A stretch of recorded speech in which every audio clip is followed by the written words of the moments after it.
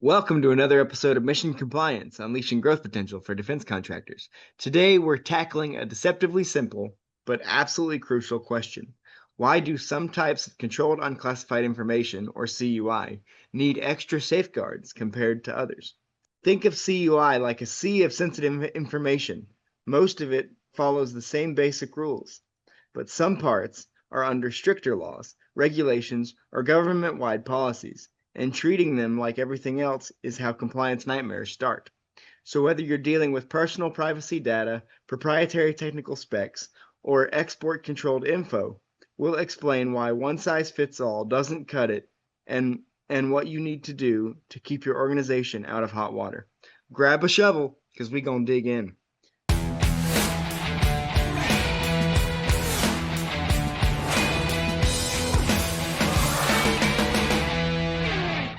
We're joined once again today by Mike Frieder, President of On-Call Compliance Solutions and a CMMC Professional Assessor. Thanks for joining us, Mike.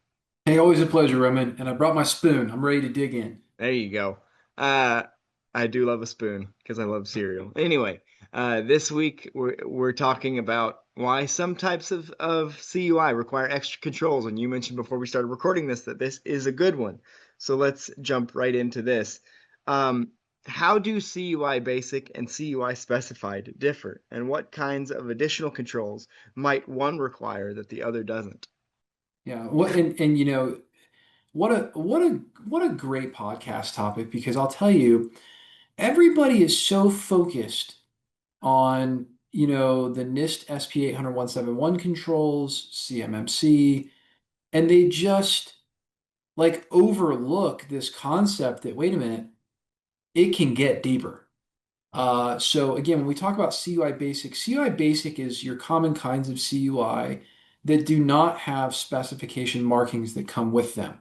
So things like catalog item identifications, pricing information, even a lot of technical specifications, and even a lot of diagrams are generally speaking going to be considered CUI basic. And again, for CUI basic, they do not have any specified handling requirements outside of, the information security system where they will be stored, processed, or transmitted. NIST SP 800-171, and then the general requirements and DFARS as specified under the executive order. But there's a big but. Then there is CUI specified, and CUI specified is information that comes with additional markings or additional handling requirements per contract or per instruction from your contracting officer or prime. So, as if you thought that CUI wasn't bad enough to deal with, now you have these specified types of CUI. And the most common one, I think, is called ITAR, which is the International Traffic in Arms, regulation. Basically, ITAR is specified types of information that is of national security interest that cannot be allowed to transfer or be exposed to foreign persons. So, in the case of ITAR, you have extra requirements. So first off is no non-US person should ever see ITAR information. Now that gets really, really hairy when you're talking about the idea of using a cloud solution to store, process, and transmit it. So here's an example. You take your ITAR marked PDF and you go put it in Dropbox. Well, Dropbox has an international technical support team that can at any time look into your Dropbox and go pull files out of it for whatever reason. They just have access to it. Now, again, I'm sure Dropbox has their standard set of controls, but ultimately, Dropbox is not cleared for handling ITAR information. It's just not. In fact, Office 365 is an example of that. Maybe a better example of Dropbox. Office 365, technically, you could handle CUI basic. It's in a FedRAMP moderate environment. Actually, it's in a FedRAMP high environment. But the problem is that Microsoft has technical support people who can technically access your data all over the world, including Russia and China. So for defense information, for CUI basic, there is no requirement that no non-US person accesses it.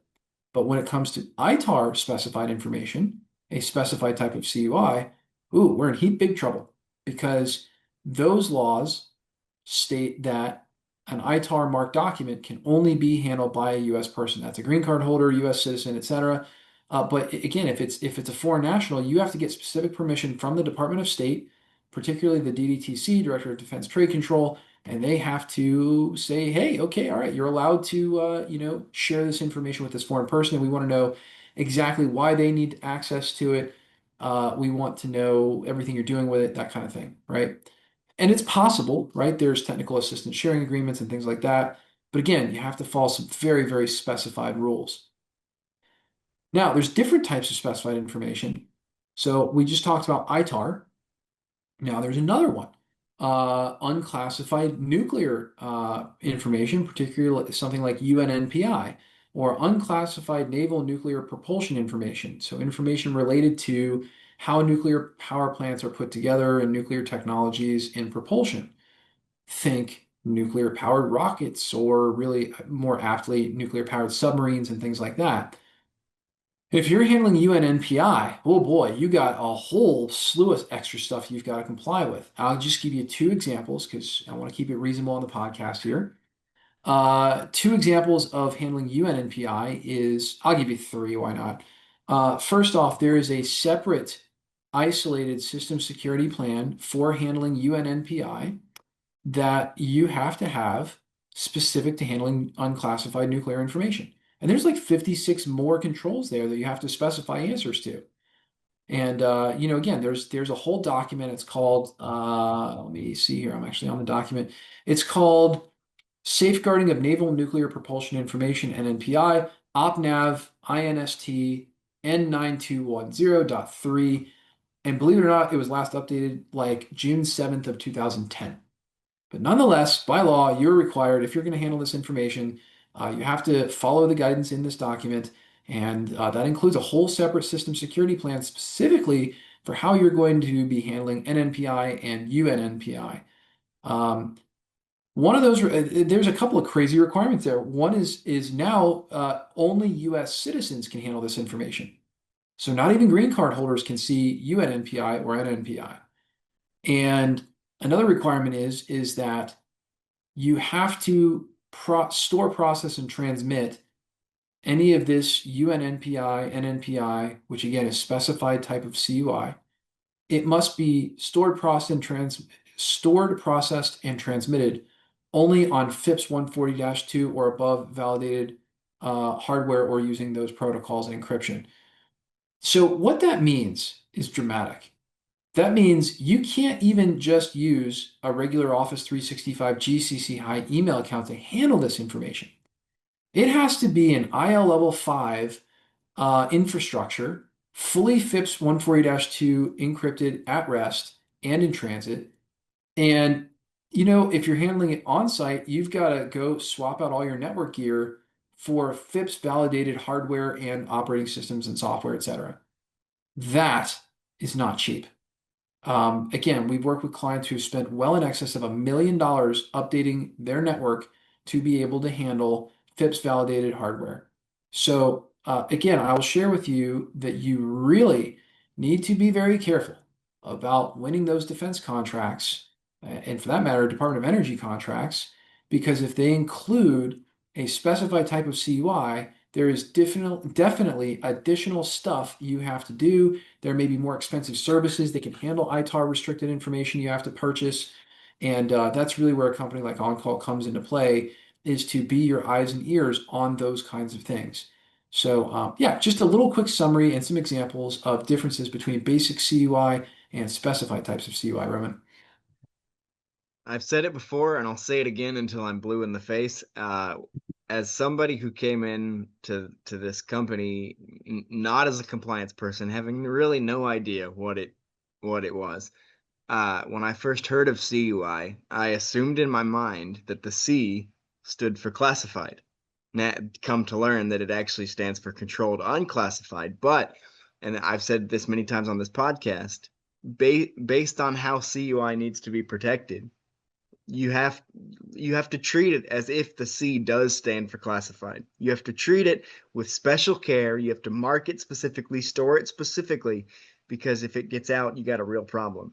So even though it stands for controlled unclassified, you have to treat it, mark it, and move it around as if it were classified.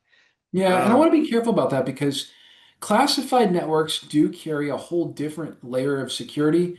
But I think the general intent of your statement is correct. right, The bottom line is that you definitely cannot just treat it like any old business information.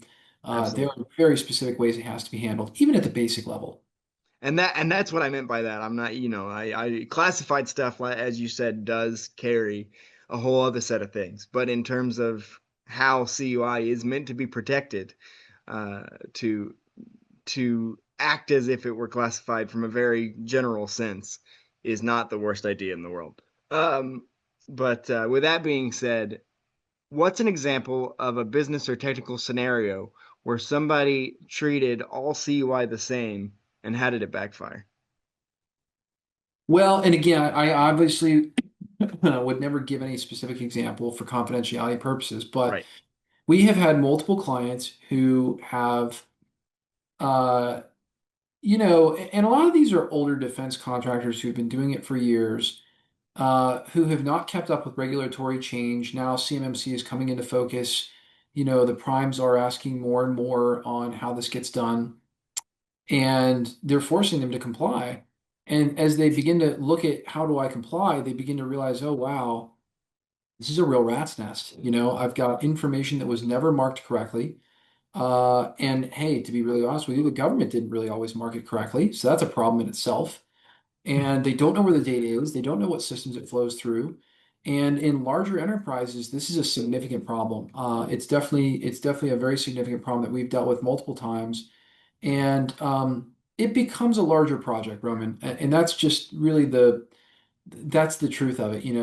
There are situations where it's very easy to make a company compliant because it's understood where the CUI is flowing, it's understood where it is. I've worked with clients who have taken years with large teams to try to figure out where this information is. And we've advised those companies on how to do that, when to do that, how to set priorities is a really big one. What chicken and egg? Do you identify where the CUI is first, or do you build a compliance system first? We've tackled those types of challenges before.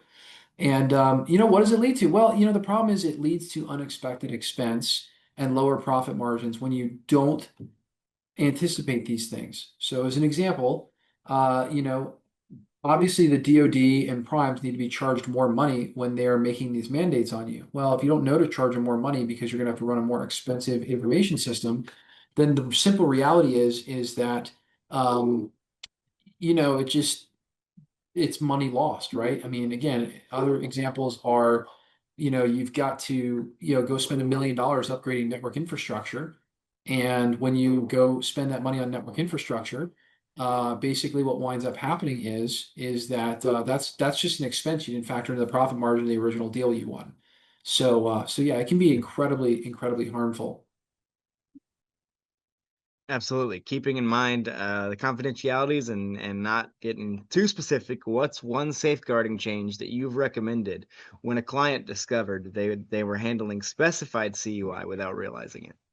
Yeah, that's a great question. So, I mean, the first thing that we do is something that I think most companies really don't know to do, which is, um, we kind of stop and we go pull a contracts person, pull a procurement person into the room. Uh, that's where your line of defense really has to start. And by the way, this is an area where I got to tell you, we are so unique in this space. Most companies are really, really focused on the 110 controls and the 320 assessment objectives, and that's like all that they do. And they have no idea, I mean, no clue that there is like all this law and requirements behind that are not necessarily just NIST SP 800-171. And this is a great example. That's why I think it's such a great episode for us to, kind of go over because in those cases, no control is going to tell you what your requirement is, right? Because you're not looking at the right controls. You may not know to go look at, OpNav, whatever, whatever. You just may not have a clue it exists. So anyway, on call, what we would do is we would pull a contracts person in the room and say, hey, hey, hey, hey, hey, hey, you've got to watch out for ITAR. You've got to watch out for anything, excuse me, that says the word nuclear in it.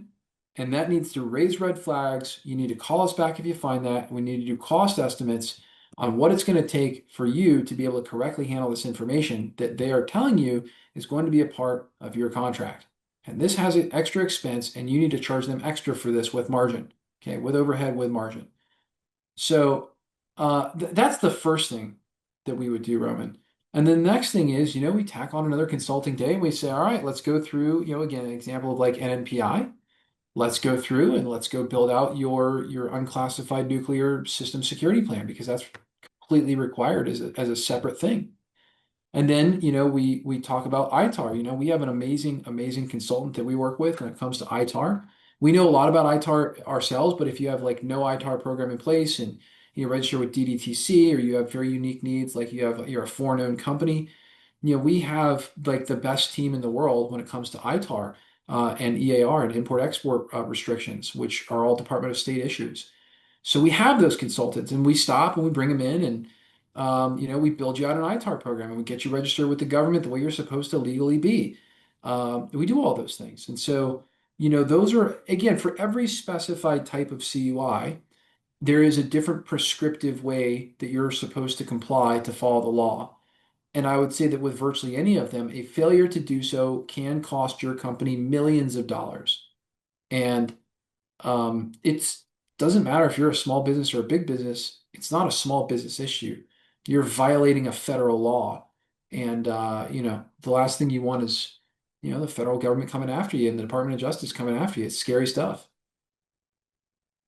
All right, for this week's silly question, this requires you to think a little bit outside of the box. So open up the box, crawl out of it, and let your mind go where it will. If CUI Basic and CUI Specified walked into a compliance bar, what embarrassing behavior would each one get in trouble for? Oh boy. Well, that's a good question. That's a good I question. told you it was weird. What embarrassing behavior? Hmm. Told you it was weird, This is a strange question. This is a very strange question. isn't it? CUI Basic walked into a bar and if CUI Basic walked into a bar and had an embarrassing behavior, I don't know. Maybe CUI Basic would be walking around with some toilet paper hanging out of its backside, it's out of its pants.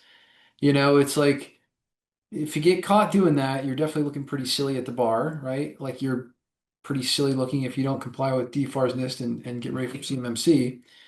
But it's not the end of the world.